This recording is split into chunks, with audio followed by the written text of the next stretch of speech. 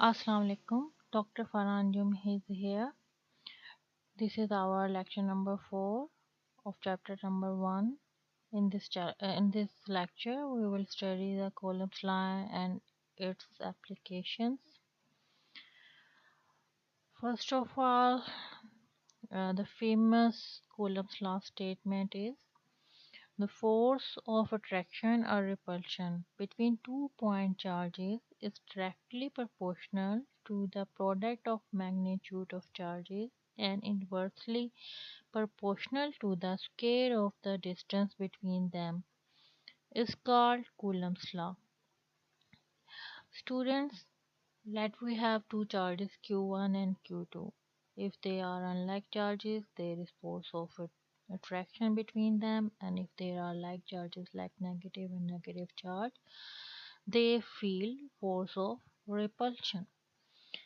The arrow shows the direction of the force. It is force of attraction. Due to force of attraction, arrows are toward each other, and due to force or repulsion, the force traction is outward.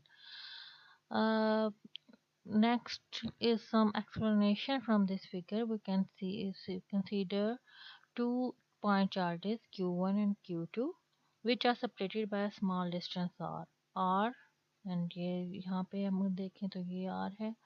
Then according to Coulomb's law, force of attraction or repulsion is directly proportional to the magnitude of the charges.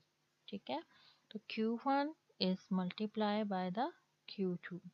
First equation from the first statement of the Coulomb's law. Next, and inversely proportional to the square of the distance between them means the distance between the charges q1 and q2 centre से लेना है. ठीक है, charges के centre से लेना distance और के इनवर्स प्रोपोर्शनलिटी है मींस फोर्स इंक्रीज होगी अगर आर डिक्रीज होगा. ठीक है, मैग्नीट्यूड फोर्स इंक्रीज होगी अगर ये मैग्नीट्यूड इंक्रीज होगा. तो from this, if we combine these two equations, so we can get f is directly proportional to q1 q2 over r square. And if we write in the equality form, here is we can add here and constant add in this equation, that is k q1 q2 over r square, where k is called the constant of proportionality. In SI unit, k value can be calculated by this formula, that is 1 over 4 pi epsilon naught, where epsilon naught is called the permittivity of free space, and its value is 8.8 into 10 raised to power minus 12 coulomb square per Newton meter square. So by putting this value and other constant value, that is pi 3.14, we can calculate the value of k as 9 into 10 raised to power 9 Newton meter square per coulomb square. So Coulomb's law can be written as F, force of attraction or repulsion, is equal to 1 over 4 pi epsilon naught q1 q2 over r square. So this is the famous fundamental equation of Coulomb's law. Now next we discuss the experiment which is performed by the scientist Charles Constant Coulomb in 1785. In this experiment, he measured and reduced the law of electrical attraction and repulsion by using an apparatus called the torsion balance. Torsion balance consists of a horizontal rod R. This is the horizontal rod R carrying two metallic spheres A and A prime at the end of the rod. The rod is suspended by the fiber to the suspension head, and the charges are confined. These charges are so small, and for example, we charged uh, uh, A and B here is another charge P which is connected, which is connected constant at constant value, at constant means pi rod. And if we see this picture here, you can see that this is the situation. ये यहाँ पर एक metallic Bob है B, for example यहाँ पे B हमने उसको name दिया और ये A है। इन दोनों के ऊपर हम नेगेटिव नेगेटिव चार्ज कर देते हैं, इसको भी नेगेटिव चार्ज कर देते हैं, नेगेटिव चार्ज कर देते हैं। ये पूरा सेटअप है और इस पूरे सेटअप में वैक्यूम क्रिएट किया गया हुआ, मीन्स एयर रेजिस्टेंस यहाँ पे ना हो। तो बिल्कुल इस सेटअप में जब फॉर एग्जांपल ये नेगेटिव नेगेटिव चार्ज है तो the field force of repulsion, so the distance between the two charges increases because due to force of repulsion ये charges एक दूसरे से repel करेंगे। But he cancel out this twisting effect, यहाँ पे twist हो रहा है fiber, and by turning the suspension rod through the angle theta, यहाँ पे इसको दोबारा से घुमाकर जो यहाँ पे twist आया फाइबर में उसको वापस उसी प्लेस पे लेके आ रहे हैं at particular place to keep the charges at a particular separation. तो ये डिस्टेंस है r और यहाँ पे ये टर्निंग इफेक्ट्स दिखा रहे हैं। Q1 एंड Q2 चार्जेस हैं A और B पे। तो this is the situation in the of the torsion balance, and the angle theta is then a relative measure of electric force acting on A. If we keep distance between the sphere A and B changing, the force also changes. अगर ये distance को हम यहाँ पे मुख्तलिफ distances पे रखें तो वहाँ पर वो भी उसके भी इन्वर्स प्रोपोर्शनलिटी का क्वेश्चन आती है। सो this equation F is directly proportional to Q1 Q2 over R square. This proof, which is termed as famous Coulomb's law, and also F is equal to equality में लिखें F is equal to K Q1 Q2 over R square. The above equation is called mathematical form of Coulomb's law. It holds for charged bodies having size much smaller than the distance between them, and the charged bodies are called the point charges. तो homework है यहाँ पे compare gravitational Coulomb's force between two electrons and which is greater. ये आपने इसका answer Google classroom पे upload करना है।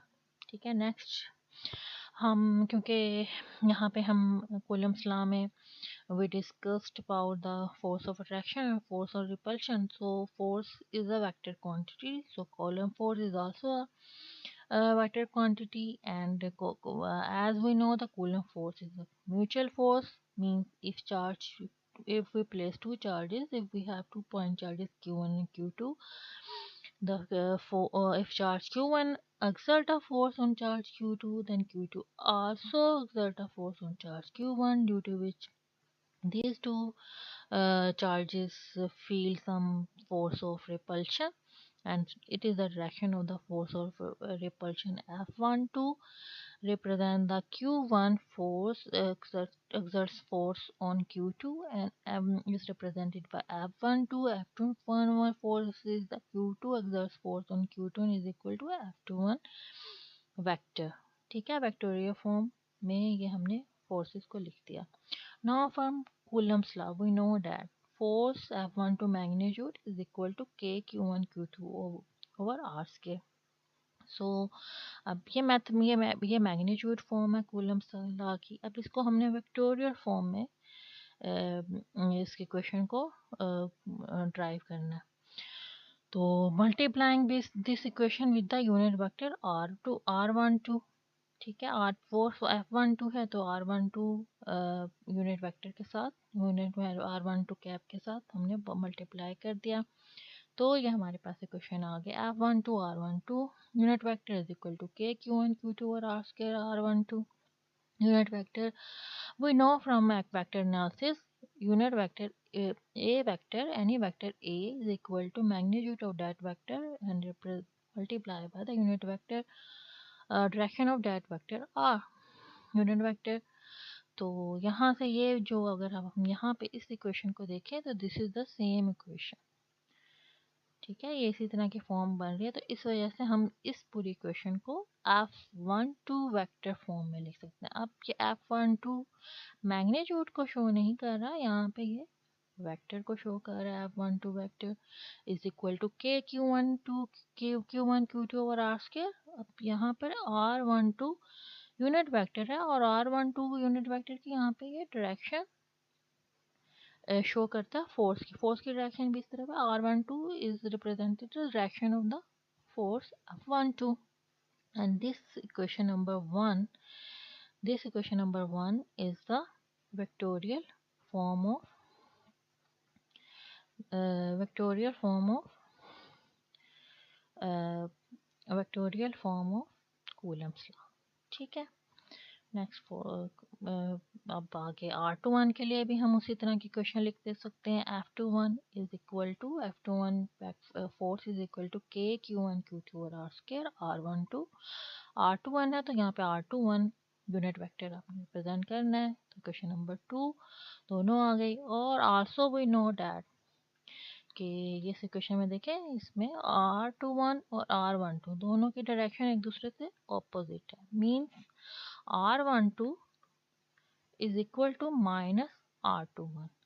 So by putting this equation 2 के अंदर अगर हम ये जो क्वेश्चन नंबर 1 है ये वाली, इसमें R12 की हम यहाँ से वैल्यू पुट कर देते हैं यहाँ पर माइनस R21। तो ये इक्वेशन माइनस को हम कॉमन ले लेंगे, के Q1 Q2 और R square R12 unit vector. So this equation is same. So by putting this F value F21 here, so both forces we can conclude that both forces are equal in a magnitude but opposite direction, right? We shows that by negative sign we satisfy negative sign आ रहा है, यहाँ से हमें पता चलता है, ठीक है, कि we satisfy Newton's law of motion also। The force on particle due to a number of charges is given by, for example यहाँ पे एक ये चार्ज है Q0, ठीक है, और उसके अराउंड बहुत सारे और चार्जेस हैं, पॉजिटिव चार्ज यहाँ पे फॉर एग्जांपल मैं शो कर रही हूँ। तो इन सब charges n number of charges, तो इन एन नंबर ऑफ चार्जेस की वजह से वहाँ पे फोर्स टोटल फोर्स किसके इक्वल होगी, तो force total force is equal to sum of forces. इसकी वजह से इस पे जो Q1 Q0 पे आ रही है यहाँ पे इस चार्ज की वजह से, तो sum of forces of all the forces के इक्वल होगा F1 plus F2 plus F3 plus F1। यहाँ पे ये Q ही सिर्फ ले लें, Q0 ना लें, क्योंकि यहाँ पे क्वेश्चन में Q है। तो K Q1 charge force Q है, चार्ज Q है, उस पे Q1, ये अगर फॉर एग्जांपल ये Q1 है चार्ज, ये Q2 है चार्ज, ये Q3 है, तो उन सब के लिए हम ये क्वेश्चंस लिख देंगे। Q के साथ Q1 की वजह से, Q2 की वजह से, Q1 चार्ज की वजह से। तो इस पूरी इक्वेशन को हम समेशन के फॉर्म में लिख सकते हैं। समेशन का सिंबल है I is equal to 1, means गिनती कहाँ से शुरू है Q1 की, 1 से शुरू हो रही है, N तक जा रही है, ठीक है, सो ऑन।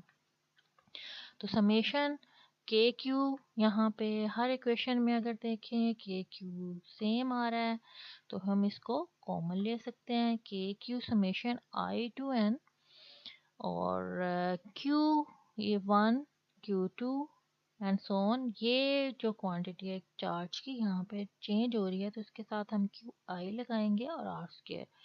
इस समेशन का मतलब क्या है कि ये इन सब चार्जेस की वजह से इस क्यू पर जो फोर्स आ रही है उसका हमें ये सोल्यूशन दे रहा है। The number force on particle due to number of charges is given by k q summation I to N QI over R square। Next, effect of medium. Uh, uh, if any insulated medium like glass is placed between 2 point charges, the force of attraction or repulsion decreases. For example ये this is the force, actual force, लेकिन अगर हम ये कोई और medium है, यहाँ पे चार्ट दिया होगा कि वैक्यूम में ये 1 है, एयर में ये वैल्यू है, तो जो एफ है, अगर फॉर एग्जांपल एयर में हम कैलकुलेट कर रहे हैं, तो ये कूलम फोर्स को डिवाइडेड कर देंगे ई एयर, मीन्स ई एयर की ये वैल्यू यहाँ पे इसके साथ डिवाइड हो जाएगी। कोई भी क्वांटिटी जब डिवाइड होती है तो वो डिक्रीज होती है, ठीक है। इसी तरह अगर यहाँ पे हम वाटर में ले रहे हैं, अगर वाटर है medium between the two charges, तो ई वाटर, ठीक है, ई वाटर ए टी के साथ, ई वाटर क्या है, प्योर वाटर 80 है, तो ये मीन्स कि जो फोर्स जो भी हमारे पास कैलकुलेट होगी उसको हम डिवाइड कर देंगे 80 के साथ। तो ये हमारा ये जो फार्मूला है ये बताता है कि ये जो ई आर है, रिलेटिव परमिटिविटी, ये तो परमिटिविटी ऑफ फ्री स्पेस है, और relative permittivity in case of vacuum 1 है, तो ये अगर 1 पुट करें तो ये बिल्कुल फंडामेंटल इक्वेशन जो है कूलम्स लॉ की वो बन जाती है, इसलिए उसके अंदर ई आर शो नहीं किया गया। लेकिन अगर हम कोई और मीडियम लेंगे तो ये डिक्रीज होती है, the force of attraction and repulsion decreases. ER is known as a relative permittivity which is also called the dielectric, ठीक है। तो इसके एप्लीकेशंस हैं, या सिग्निफिकेंस ऑफ कूलम्स लॉ क्या है।